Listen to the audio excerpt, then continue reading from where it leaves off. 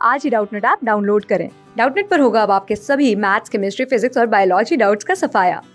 बस अपने क्वेश्चन की फोटो खींचो, उसे क्रॉप करो और तुरंत वीडियो सोल्यूशन पाओ। Download now. हेलो दोस्तों, आज का हमारा प्रश्न है 5.8 सेंटीमीटर लंबाई का एक रेखाखंड खींचिए और इसे 4:3 के अनुपात में विभाजित कीजिए। दोनों भागों की माप भी लिखिए ना। तो देखिए हमें क्या करना है, हमें अपने पास 5.8 सेंटीमीटर लंबाई का रेखाखंड खींचना है। तो देखिए सबसे पहले हम यहाँ अपने पास 5.8 सेंटीमीटर लंबाई का रेखाखंड खींच लेते हैं ना। तो पहले यहाँ रचना कर देते हैं हम। तो यहाँ अपने पास देखिए सबसे पहले मैंने यहाँ क्या किया, मैंने अपने पास स्केल की सहायता से या फिर मैं कह सकता हूँ कि पटरी की सहायता से मैंने 5.8 सेंटीमीटर लंबाई का एक रेखाखंड खींचा। अब क्या करूंगा, इसे 4:3 के अनुपात में विभाजित करना है। तो देखिए यहाँ किस अनुपात में विभाजित करना है मेरे को, 4:3 में। तो यहाँ अनुपातों का योग देखूँ तो 4 + 3 ये 7 हो रहे, तो कुल 7 भागों में बांटना है। तो यहाँ देखिए मैं क्या करूंगा, एक न्यून कोण बनाती हुई रेखा अपने पास यहाँ से खींचूंगा, अपने पास स्केल की सहायता से, कुछ भी है ना। जैसे मान लीजिए मैंने अपने पास ये कोई रेखा खींच दी है ना। अब मैं क्या करूंगा, देखिए यहाँ अपने पास मैं इस रेखा को अपने पास 7 बराबर भागों में बांटूंगा ना। तो मैं प्रकार को अपने पास थोड़ा सा खोल लूंगा, जैसे यहाँ से यहाँ तक इतनी दूर का खोल लिया मान लीजिए ना। और सबसे पहला चाप जो है मैं यहाँ से रखकर अपने पास यहाँ काटूंगा ना। तो मान लीजिए मैंने यहाँ काट दिया, फिर यहाँ से अपने पास दूसरा चाप अपने पास मैंने यहाँ काट दिया, फिर यहाँ अपने पास मैंने तीसरा चाप काट दिया ना। तो देखिए थोड़ा सा हम छोटा ले लेते हैं इसको। तो चलिए अपने पास मैंने चाप की साइज थोड़ी छोटी कर रहा हूँ। तो यहाँ अपने पास मान लीजिए मैंने पहला चाप अपने पास यहाँ काटा, फिर यहाँ से अपने पास दूसरा चाप मैंने यहाँ काटा, फिर अपने पास तीसरा चाप यहाँ काटा, फिर अपने पास चौथा चाप यहाँ कटा, फिर अपने पास पांचवा चाप मैंने यहाँ काटा, और फिर अपने पास छठवां चाप यहाँ और सातवां चाप मैंने यहाँ काटा, है ना। अब मैं क्या कर रहा हूँ, जो अपने पास अंतिम चाप है ना, उसको अपने पास मैं यहाँ बी बिंदु से मिला रहा हूँ ना। तो यहाँ अपने पास अंतिम अंतिम चाप को है ना, अंतिम चाप को जो सातवां है उसको अपने पास मैंने बी से मिला दिया।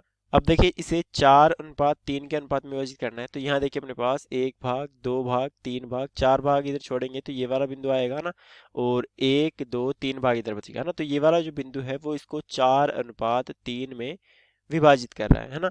तो हम क्या करेंगे, इस बिंदु से इस रेखा के समांतर अपने पास एक रेखा खींचेंगे, और उसके लिए हम क्या करेंगे, यहाँ देखिए अपने पास हम काटेंगे चाप, है ना। तो यहाँ देखिए अपने पास प्रकार को हम थोड़ा खोलेंगे, और यहाँ से अपने पास मान लीजिए हमने एक चाप काट दिया ये, है ना। तो यहाँ रखकर अपने पास एक चाप काटना है, दूसरा अपने पास चाप काटना है अपने पास यहाँ रखकर ना। तो यहाँ रखकर अपने पास हम चाप काटेंगे, तो मान लीजिए अपने पास ये चाप काट दिया मैंने।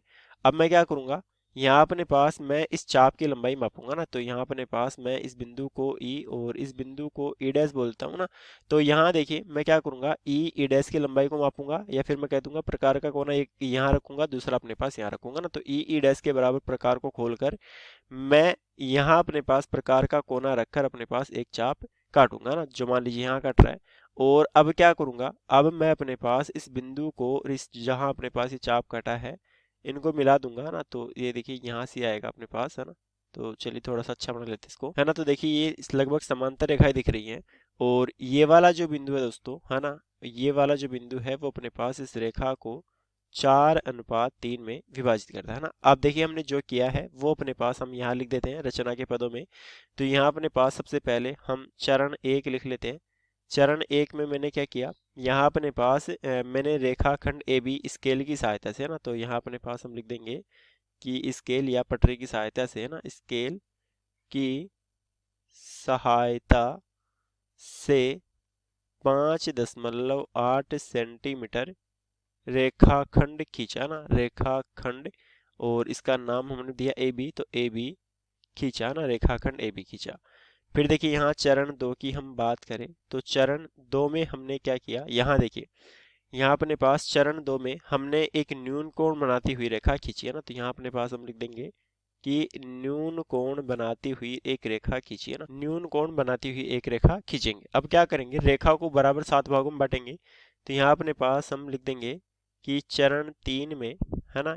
फिर देखिए चरण 3 में हमने क्या किया था, इसको 7 बराबर भागों में बांटा था, है ना। तो यहाँ अपने पास हम लिख देंगे कि प्रकार की सहायता से 7 चाप काटे, है ना, प्रकार की सहायता से प्रकार की सहायता से न्यूनकोण बनाने वाली रेखा पर 7 बराबर भाग बनाए ना, 7 बराबर भाग बनाए, 7 बराबर भाग बनाए। उसके बाद हमने क्या किया, यहाँ अपने पास जो अंतिम भाग था ना, मतलब कि अंतिम चाप को अपने पास हम बी से मिलाएंगे ना, तो यहाँ अपने पास हम लिख देंगे कि चरण 4 में हमने क्या किया, यहाँ अपने पास चरण 4 में अंतिम चाप को, है ना, अंतिम चाप को बी से मिलाया ना, अंतिम चाप को बी से मिलाया, अंतिम चाप को बी से मिलाया।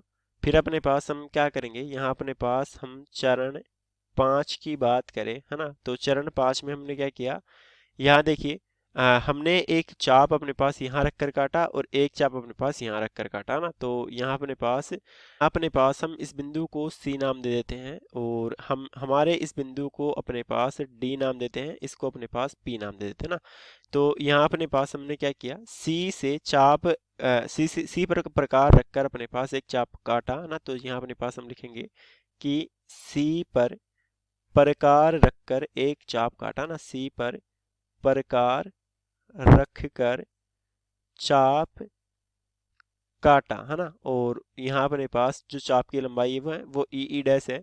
और दूसरा अपने पास हमने क्या किया, यहाँ डी बिंदु माना है ने, देखिए डी माना है, तो डी पर अपने पास प्रकार रखकर ना, डी पर उसी माप का प्रकार रखकर ना, डी पर उसी माप का प्रकार रखकर चाप काटा, डी पर उसी माप का प्रकार रखकर अपने पास हमने चाप काटा।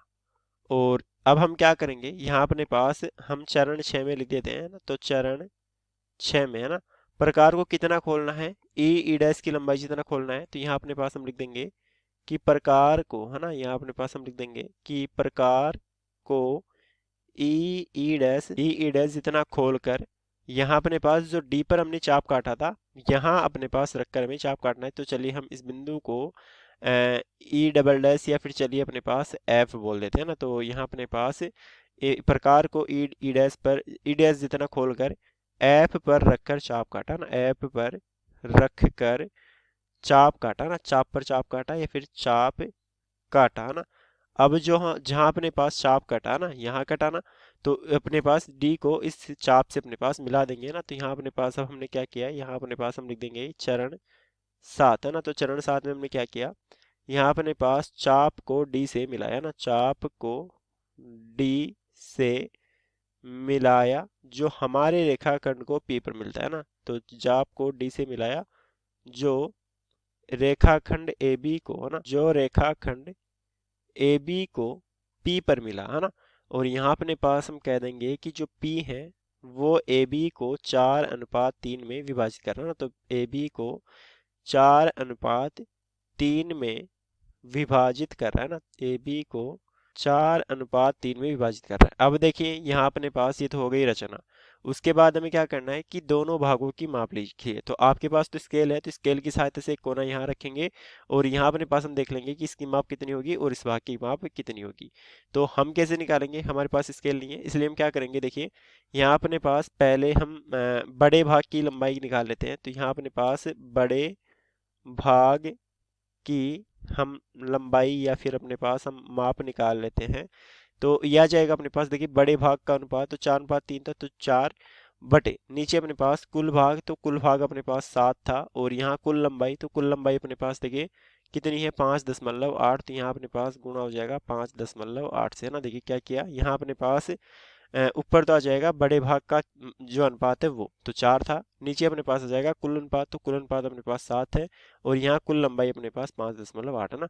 तो यहाँ से हम काटेंगे तो 7 एकम 7 है ना, और यहाँ अपने पास हम काटेंगे तो कितनी बार जाएगा, देखिए ये जाएगा अपने पास 7 8 56 है ना, तो यहाँ अपने पास 0.8, फिर अपने पास 2 बचा, 0 उतारा, 7 दूनी 14, फिर अपने पास 7 8 56 है, तो लगभग 8.28 ऐसा कुछ आ रहा है ना, 0.828 आ रहा है।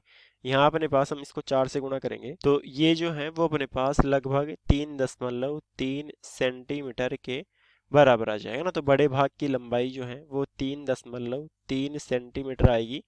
तो यहाँ अपने पास देखिए इस भाग की लंबाई अपने पास कितनी आ गई, यहाँ अपने पास हम इस पेन से लिख देते हैं, तो ये जो भाग है इसकी लंबाई आ गई अपने पास 3 सेंटीमीटर ना। अब इसकी अपने पास कितनी बच गई, 5.8 है ना, छोटे भाग की बच गई अपने पास 5.8 में से हम 3.3 काट देंगे, तो यहाँ अपने पास 3 और 5 8 और 5 में से 3 जाएगा 2 है ना। तो छोटे भाग की लंबाई जो है वो अपने पास 2.5 बच गया ना। तो चलिए यहाँ लिख देते हैं कि भागों की माप लिखिए, तो बड़े भाग की माप आ गई 3.3 और छोटे भाग की माप आ गई अपने पास 2.5 है ना, और ये अपने पास सेंटीमीटर में। धन्य दोस्तों, आंसर हो गया। क्लास 6 से 12 से लेके नीट, IIT, जेईई मेंस और एडवांस के लेवल तक 10 मिलियन से ज्यादा स्टूडेंट्स का भरोसा।